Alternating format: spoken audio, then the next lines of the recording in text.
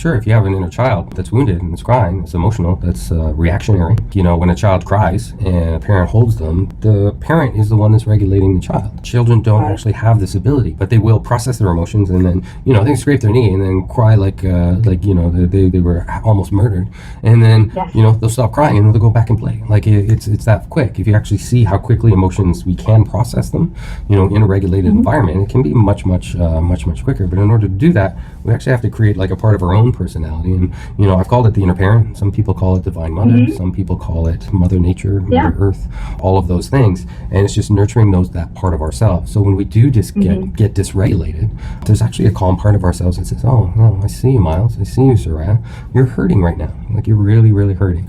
How do I hold that? And one of the things I always find is before you can process emotion, you have to hold it. And sometimes these emotions, they just get so overwhelming before they'll even, because they overwhelm us, right? We become reactionary.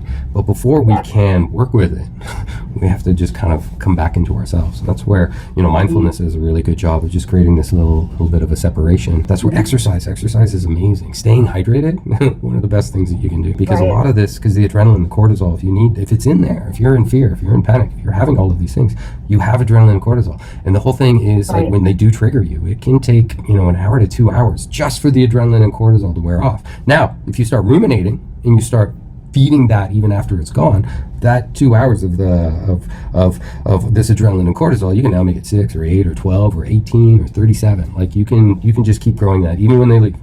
You can just keep playing the conversation again and again, and your brain doesn't know the difference between a story and what's actually happening.